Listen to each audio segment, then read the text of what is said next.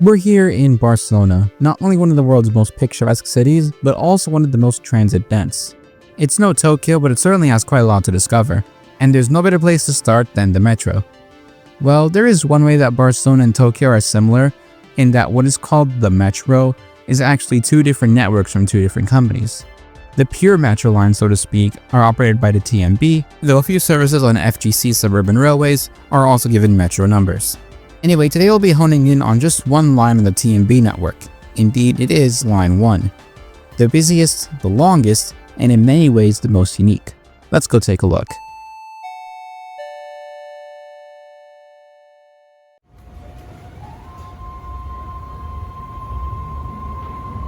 Despite what the name suggests, Line 1 is not actually the oldest line on the Barcelona metro. That would be what was known at the time as El Gran Metro, whose tracks are today part of Lines 3 and 4. Line 1 did come very soon after though, with the first service in 1926, though Line 3 is still relevant to our story, as in many ways Lines 1 and 3 complement each other, with both using very similar trains, with one key difference as we'll see in a moment.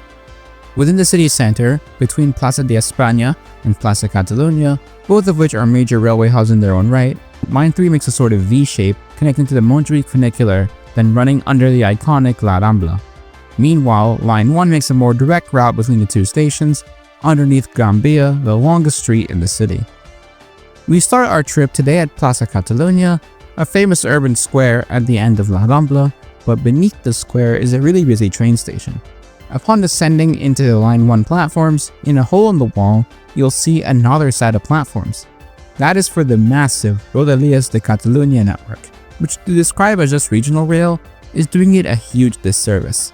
I'll talk more about Rodalies in a future video, so make sure to subscribe if you don't want to miss any part of me exploring Barcelona's transit. Rodalies trains actually continue to parallel Line 1 beyond Catalunya, and they split off after Arc de Triomphe. At that station, you can in theory make direct cross-platform transfers between Line 1 and Rodalies, but it doesn't seem like something that they want you to do. Anyway, here comes my ride, which is the brand new 8000 series. Part of the Alstom Metropolis family you see in many cities the world over. These trains are super high-tech, with trilingual wayfinding that tells you everything you need to know down to the very last bus you can get at every station. There's also detailed marking of where to go to transfer to other lines, and best of all, the trains have USB charging ports at each end of the car. As cool as these trains are, they're unfortunately incompatible with the rest of the network. And this right here is the single defining feature of Line 1. It is built to the broad Iberian gauge, rather than standard gauge as is the case on all other subsequent TMB metro lines.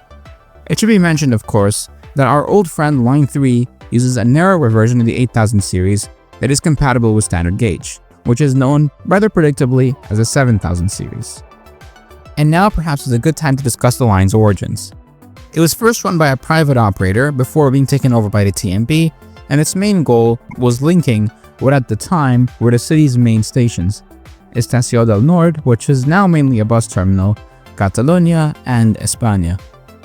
West of España, Line 1 has a brief elevated section near Santa Eulalia. The line then serves the suburb of... I'm gonna actually try and make a faithful attempt to pronounce this correctly. Here we go. L'Hospitalet de Llobregat. I'm gonna pretend that was correct. But anyway, Line 1 prominently serves that area, including more connections to Rodalies, though calling this place a suburb is somewhat of an understatement, as it is super dense and home to plenty of new skyscrapers. Well, skyscrapers in a European context, of course. It's not quite Shanghai. And the growth of the metro has been vital in giving this area a new lease of life. Line 1 is expected to be extended to the nearby El Prat Rodalies station, which is currently also served by Line 9 of the metro. Heading back towards Catalunya and further east though, we'll come to see another defining feature of Line 1.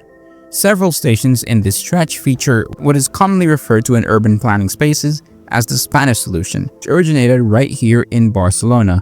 So it's sometimes actually called the Barcelona solution, but it's been used in other parts of Spain as well. This sees a two-track station built with an island platform in the middle of the tracks and two side platforms on the other side of the tracks. Doors on the trains open on both sides, with the middle island platform used for alighting, given that it's usually quite narrow, and the side platforms being used to board new passengers. Ideally, the doors that point towards the exit platform would open first to make it clear to passengers that they should get off there to keep the flow steady. Nowadays though, the practice is rarely actually enforced, as the trains will tell you to exit on either side, and at the stations you can see people waiting everywhere. When done right though, a station built to Spanish solution standards can help maintain consistent passenger flows in one direction. But it does require much more space, especially when done underground. Despite its decline in popularity here in Spain, you can find isolated examples of it all over the world, in many great transit cities such as Munich, Singapore, and San Jose. What, seriously, it does. Look at it. There's one more stop on Line 1 that we must check out before we finish, La Sagrera. This is currently a huge metro interchange between lines 1, 5, 9, and 10, and you guessed it, Rodalies services as well. 500 meters away from it will soon be the site of a secondary high-speed rail station for Barcelona to go along with the existing main station of Sants. A metro station will open underneath the high-speed station called Sagrera High Speed Trains, and while Line 1 won't stop there, it will still of course be in close walking distance. Speaking of Sants, Line 1 doesn't stop directly at the station, though the Plaza Sants and Hostafrancs stops aren't too far of a walk away. When you put that all together, it seems like every major transit hub in Barcelona, whether local, regional, or indeed national, is either directly connected to Line 1 or at least really close to it. And as a result, the line does often get huge crush loads of passengers, even off-peak or on the weekends, and even though the trains are wider. This, I think, is one of the main reasons behind a project that I've hinted at a couple times in this video, which is lines 9 and 10. It's a much needed corridor that will relieve lines 1, 3, and 5, the three major crosstown lines. You probably already know a thing or two about this line, whether it's the huge elevator shafts, single bore stations, and seemingly endless delays. We'll talk more about all that and more, including an update on where we are today, in next week's video, so make sure to stay tuned. But that was line 1 of the Barcelona Metro, a rather congested line, but one that gives you a quick taste of what a city has to offer, the duality of the old and the new. An antiquated track gauge with some of the fanciest trains I've ever seen anywhere in the world. A line that ties up Barcelona's most important train stations of the past, the present, and indeed the future. So that's all for today, and I'll catch you next week.